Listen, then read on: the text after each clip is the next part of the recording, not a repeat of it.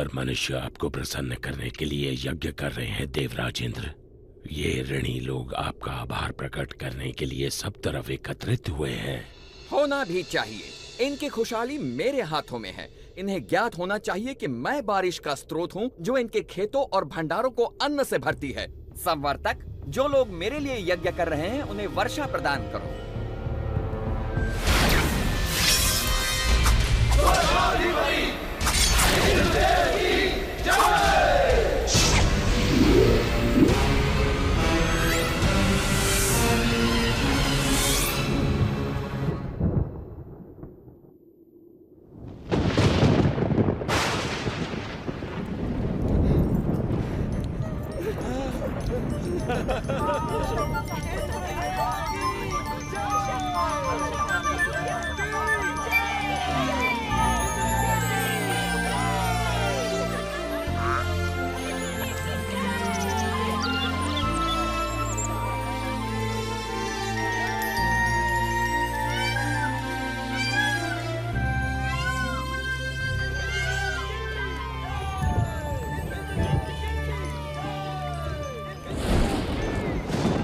पृथ्वी से आ रहे इस कोलाहल को सुनिए देवराज इंद्र।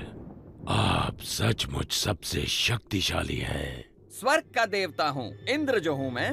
इंद्र, तुम अपनी मर्यादा भूल रहे हो। तुम केवल अपने कर्तव्य का पालन कर रहे हो। भगवान विष्णु का आदेश पूरा कर रहे हो।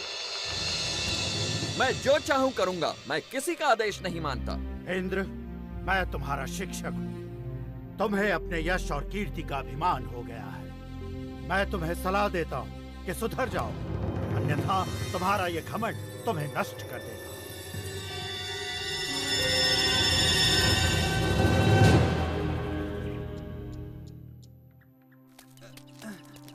संभाल के ले चलना।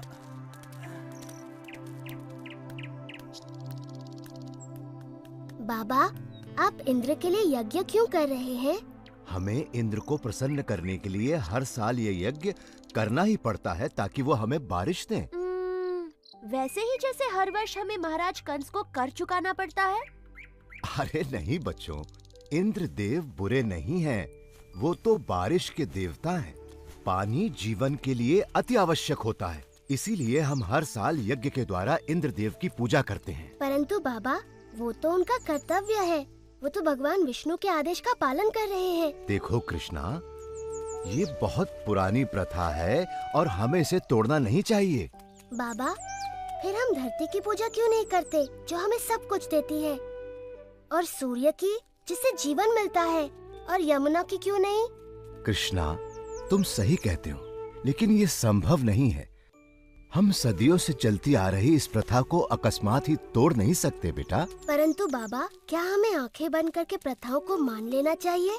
वो तो भगवान विष्णु हैं, जो इंद्र और सभी देवताओं को शक्ति प्रदान करते हैं। कृष्ण बिल्कुल सही कह रहा है। सभी देवता भगवान विष्णु के आदेशानुसार काम करते हैं। और वैसे भी वेदों में इंद्र के लिए अलग से यज्ञ का विधान नहीं है। हम ग्वाले हैं, हमारी संपत्ति हमारी गायें हैं, और वो भोजन के लिए निर्भर करती हैं इस गोवर्धन पर्वत पर। हम भी सभी चीजों के लिए गोवर्धन पर निर्भर करते हैं, इसलिए हमें गोवर्धन की पूजा करनी चाहिए, ना कि इंद्र की। मेरे वृंदावन के प्यारे मित्रों, हम सबको गोवर्धन पर्वत का हृदय से आभारी होना चाहिए। आप स्वयं ही देख लीजिए गोवर्धन पर्वत के इन चमत्कारों को, जो वृंदावन का जीवन है। हमारी गायें इसके जंगलों की घास चरती हैं और हमें मीठा मीठा दूध देती हैं। इसके झरने हमारी प्यास बुझाते हैं। इसके मैदानों में हमारी फसलें और फल उगते हैं।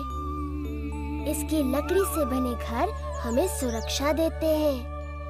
मित्रों, हमारा जीवन इंद्र पर निर्भर नहीं करता, बल्कि गोवर्धन पर्वत पर निर्भर करता है। कृष्ण ठीक कहता है। आयुष्मान भव। ये सब इंद्र देव की नहीं, गोवर्धन की कृपा है। इसलिए मित्रों, सब लोग अपना अपना चढ़ावा एकत्रित करें। हम सब गोवर्धन की पूजा करेंगे।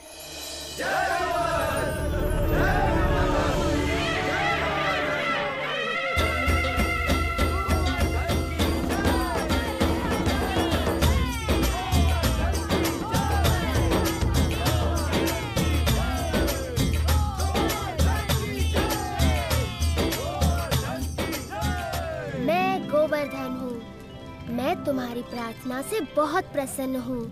अगर तुम सभी अपने पशुओं के साथ मेरी परिक्रमा करोगे तो मैं बहुत प्रसन्न होऊंगा।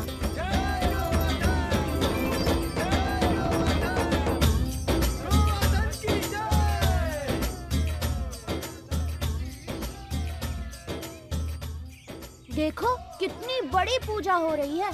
गोवर्धन पर्वत तो बहुत प्रसन्न हो रहे होंगे मधु। हाँ, गोवर्धन की पूजा करना अच्छी बात है बलराम, परंतु मैं इंद्रदेव को भी कुछ अर्पण अवश्य करूँगा, कहीं बुरा न मान जाए। एक इंद्र के लिए और एक मेरे लिए। 2 इंद्र के लिए, 2 मेरे लिए।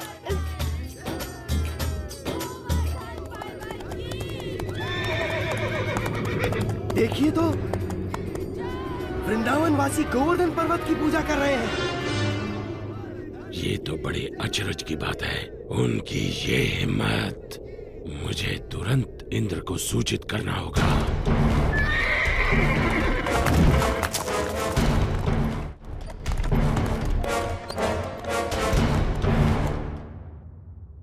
आओ आओ संवर्तक, मेरे साथ मेरे भक्तों द्वारा चढ़ाए गए चढ़ावे का आनंद लो।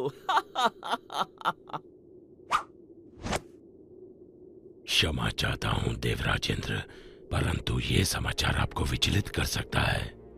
अब ये मत कहना कि तुमने गलती से एक और गांव को बाढ़ से भर दिया। ये बात मन से निकाल दो। मुझे डर है कि आप इस समाचार से बहुत क्रोधित हो जाएंगे। देवराज, वृंदावन गांव के वासियों ने आपकी बजाय गोवर्धन पर्वत की पूजा शुरू कर दी है। क्या? गोवर्धन पर्वत की? उन्होंने मेरी पूजा ना करके मिट्टी के ढेर की पूजा की? वो ऐसा कैसे कर सकते हैं संवर्तक, वो भी मुझसे बारिश का उपहार पाने के बाद? ऐसा सुना है कि वो एक नादान लड़के के बहकावे में आ गए हैं। उपहास मत करो संवर्तक। क्षमा चाहता हूँ देवराज, लेकिन यही सच है। नंद के पुत्र कृष्ण ने अपनी चमत्कारी शक्तियों का प्रयोग करके वृंदावन के वासियों को बहका लिया है। अच्छा, उन्होंने मेरा आदेश मानने के बजाय एक नादान की बातों को माना। इन लोगों का दिमाग खराब हो गया है। देखना अब इन पर मेरा कहर बरसेगा। सुनो संवर्तक। जी देवराज। जाओ और वृंदावन को डुबो दो, गोवर्धन के त्योहार को बर्बाद कर दो और वृंदावन के वासियों को इस दुस्साहस की सजा दो।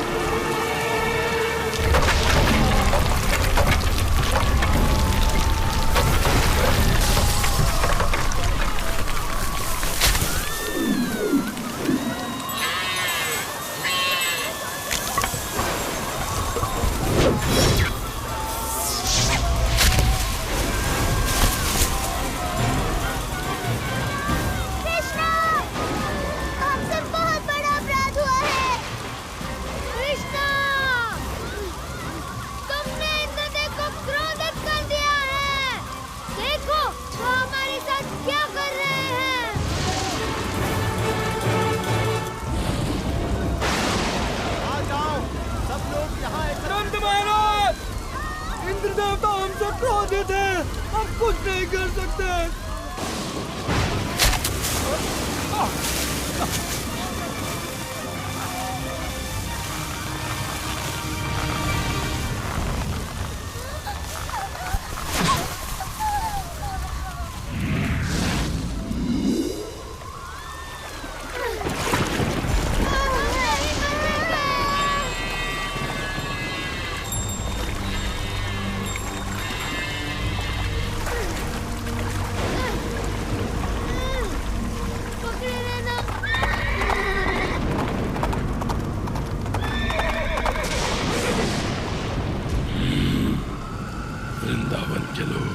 आप जल्द ही उस लड़के की बात सुनने पर पछताएंगे। इंद्रदेव हम सभी का विनाश करने पर तुले हैं। कुछ करिए नंद महाराज। मेरे प्यारे कृष्ण, मैं जानता हूँ तुम हमारा हित ही चाहते थे, लेकिन तुमने इंद्रदेव को कुपित कर दिया। हमें इसी समय उनसे क्षमा मांगनी चाहिए। परंतु बाबा इंद्र। रुको बलराम, बाबा ठीक कहते हैं। ये सब मेरी सलाह के कारण कष्ट भोग रहे हैं। अभी भी देर नहीं हुई, हम इंद्र से क्षमा याचना कर सकते हैं। रुको, कृष्ण कभी भी हम पे या हमारे वृंदावन पे आँच नहीं आने देगा, कभी नहीं। आपने सच कहा माँ। आप सब के लिए मेरा प्रेम इंद्र की इस दुष्टता से बहुत बड़ा है। वृंदावन की रक्षा मैं अवश्य करूँगा। कृष्णा, मेरे बच्चे।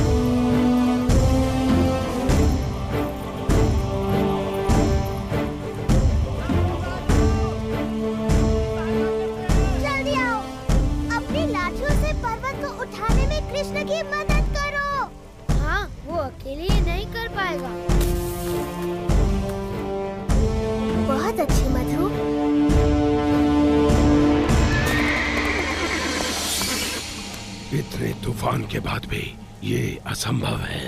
यदि हम इंद्र के आदेश अनुसार इस छोटे से गांव को तबाह नहीं कर पाए तो वो हम पर कोई दया नहीं करेंगे। आगे बढ़ो मेरे योद्धाओं, ये तूफान तब तक थमना नहीं चाहिए जब तक वृंदावन पूरी तरह पानी में डूब न जाए।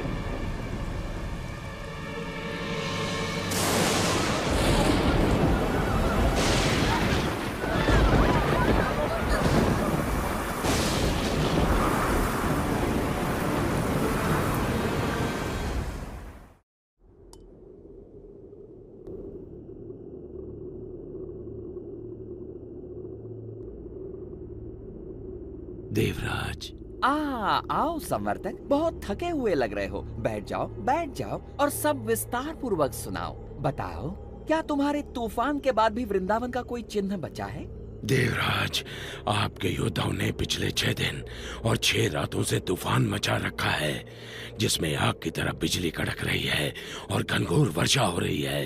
मनुष्य ने इससे पहले ऐसा दृश्य कभी नहीं देखा। अच्छा है, बहुत अच्छा है। अब तक तो वृंदावन पूरी तरह डूब चुका होगा।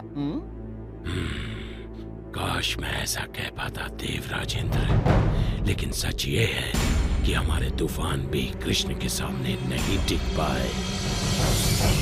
मेरे तूफानी योद्धा एक बच्चे से परास्त हो गए।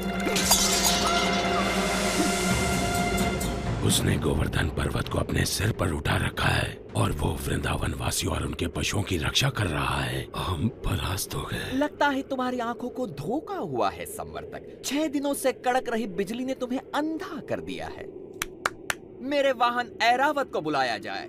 मैं स्वयं वृंदावन जाकर इस चमत्कार को देखना चाहूंगा।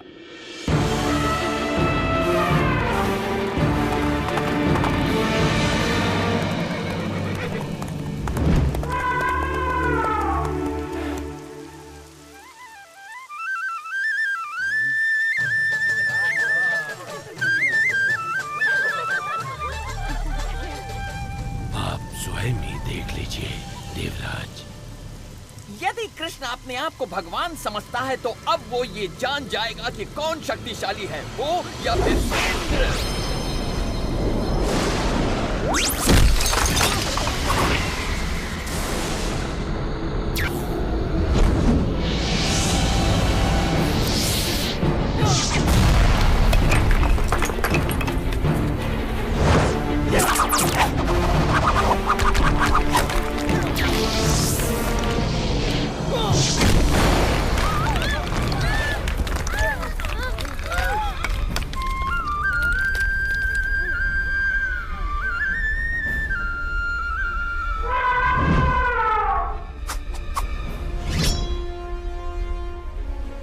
इंद्र के क्रोध से बच नहीं सकते। कृष्ण की बात मानने का दंड भुगतना होगा।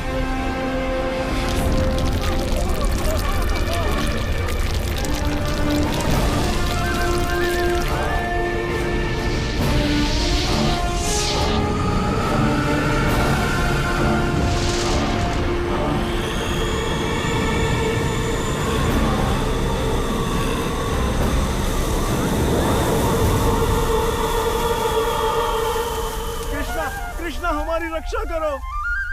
इंद्र गोवर्धन पर्वत को नष्ट कर रहे हैं। इंद्र कुछ नहीं बिगाड़ सकते, भय मत करो।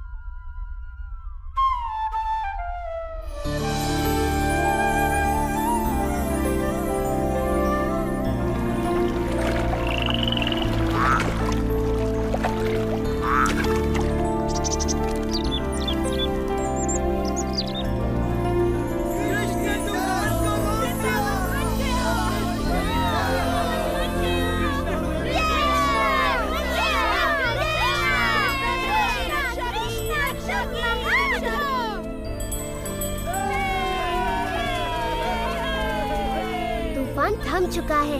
आप गाँव वासियों के साथ खुशी मनाने क्यों नहीं जाते? पर कृष्ण, क्या तुम अकेले इस पर्वत को उठाए रख सकते हो? नादान मत बनो कृष्ण, तुम एक छोटे बालक हो। पहले तुम बाहर निकलो। आप बहुत दयालु हैं।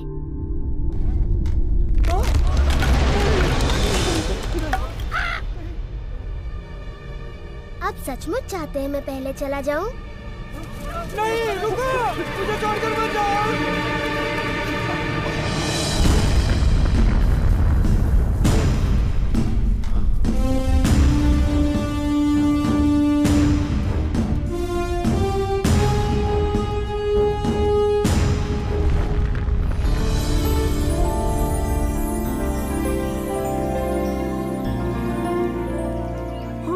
आभारी हैं, तुमने हमें बचा लिया कृष्ण, हम सुरक्षित हैं। आभार मेरा नहीं, गोवर्धन पर्वत का मानिए।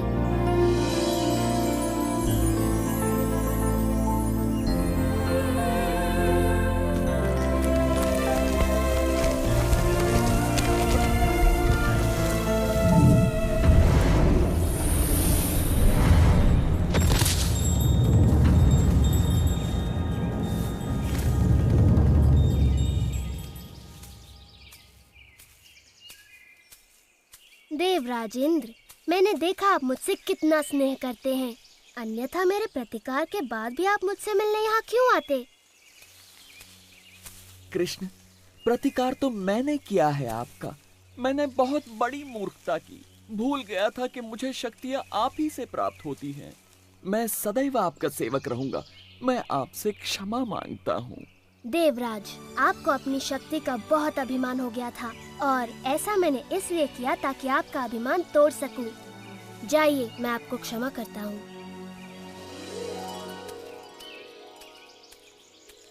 हाँ, इतना असाधारण बालक हमारे साथ यहाँ वृंदावन में रहने आया है।